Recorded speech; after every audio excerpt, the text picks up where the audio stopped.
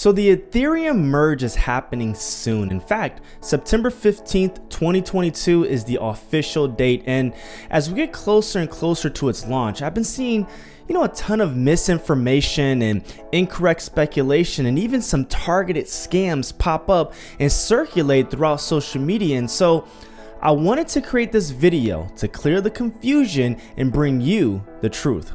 In fact, this is why you subscribe to this channel, because I take confusing and technical information and explain it in a way we can all understand. So go ahead and hit that like button and subscribe to the channel if you have not done so already, because today I'm going to break down what's really happening with the Ethereum Merge.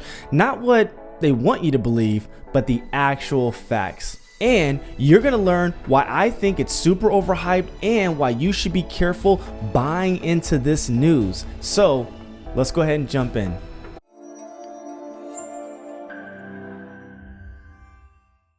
Now, we all know Ethereum as a major fixture in the crypto world. ETH is the #2 crypto by market cap. The Ethereum Network has been our main connection to DeFi and NFTs for the last few years, and the project is led by a lovable, usually quirky, visionary Vitalik Buterin. Now, some believe, and I tend to lightly agree, that the Ethereum Network is one of the most pivotal discoveries of our generation, but the Ethereum Network is just plagued with problems. Problems that have been well known and well documented for years. And so when the idea of ETH 2.0 first hatched, it was presented as the answer to all of our prayers. Finally, the network was going to get an upgrade and address the issues that make it frustrating to even deal with playing in that sandbox. But as the solution began to roll out, it became quite evident that we were being sold a hot pair of wolf tickets. And so there are many out there that are really excited about the upcoming event, but are about to be severely let down. And that is mainly because of the misunderstandings of what the merge will actually bring. If you've ever tried to buy an NFT or participate in DeFi, or even just swap a token on Uniswap, then you're familiar with the insane gas fees that can be tacked on to your transaction.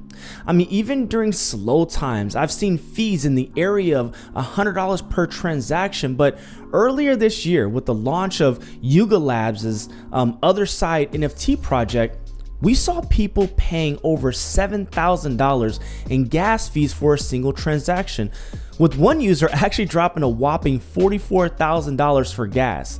Crazy, right? That's just insane. This is a major problem, and I have seen numerous posts on social media highlighting how the Ethereum Merge will fix it.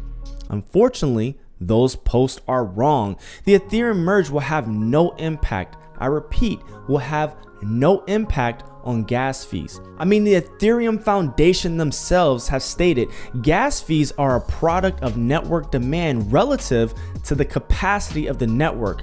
The merge does not significantly change any parameters that directly influence network capacity or throughput. In other words, the biggest problem that Ethereum has, crazy gas fees, is not being fixed with the new merge. Again, this is an important point, an important takeaway, not only for an ETH investor, but also for the end user. Now, another issue with the network, again, if you've ever tried to do a swap or buy an NFT on Ethereum, is how the network can get hung up during high traffic times, and transaction speeds can get really slow. Now, I've seen transactions take more than an hour, but have heard stories of people waiting over 8 hours for a transaction to process. That's just absolutely ridiculous. Especially when you couple that with the occasional failed transaction that still costs you gas fees. Well, unfortunately, the new merge does not address transaction speeds either.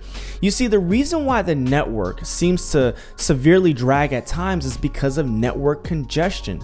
Currently, the Ethereum network can support around 30 transactions per second, but when a new token is being launched or a highly anticipated NFT project is minting, there are just too many bodies, and just like freeway traffic, the Ethereum network moves at turtle pace. And so in a world where, even the phones in our pocket can navigate the web at lightning speeds, the sluggish pace of the Ethereum network is a major concern for users. But unfortunately, the merge will have almost zero impact on that. So, this is a huge bummer. If the new Ethereum Merge does nothing to address gas problems and does nothing to address network speed, who is the update for? Think about it like this. When Apple drops a new iPhone or Samsung comes out with a new device, the company explains to end users, you and me, the new features the device has and how we can benefit from those features. For example, new iPhones have more storage than the old iPhones. Why? Because end users are downloading more apps and taking more pictures and recording more videos nowadays. And so there was an issue of users running out of space, and Apple addressed the issue for the end user. Again, the Ethereum network has known issues that are super frustrating to the end user, but the new update does not address those issues. So again, I'm going to ask you, who is the update for? Well, it's obvious to me that the update is really for investors, not really for the end users. You see, the Ethereum network is moving from a proof of work consensus to a proof of stake consensus. And if you're just unfamiliar with the terms, a consensus mechanism is what is used to verify and settle transactions on a blockchain network. And so a proof of work consensus uses computing power to settle transactions, and by contrast, proof of stake uses money. Now, the idea is that the movement from proof of work to proof of stake will drastically reduce the energy footprint the network currently consumes. And let me just say that I'm in full support of that cause. And even though reducing energy consumption is a good thing for a growing network, it is important to understand that the change does not immediately benefit the end user, but instead, it will basically take money from big computing farms and place the reward in the hands of stake pool operators, or AKA big pools of money. And so when you take a moment and just look at who is positioned to gain the most from this upgrade, it's evident that it's really for the people who participate in an Ethereum staking pool, or again, AKA investors, not really the end users. Now, again, I think it's important for me to point out that the Ethereum Foundation has mentioned that the Ethereum Merge is one of many upgrades over possibly a few years. And Vitalik himself has talked about the future implementation of a process called sharding that will address the speed of the network and possibly lower gas fees. So there are plans to address the network woes and hopefully appease users over time. And although, like many of us, I wish those issues could be patched up a little sooner than later, I also understand that rehabbing the network while it is still being used is not as easy as just turning on a light switch. To protect its users and the network, the Ethereum Foundation will have to really maneuver upgrades, super carefully. So I am a bit optimistic for the future of the network, but I also believe that the Ethereum Merge is just majorly overhyped because we're not actually getting the solution we all thought we were getting, and from a user standpoint, we actually need.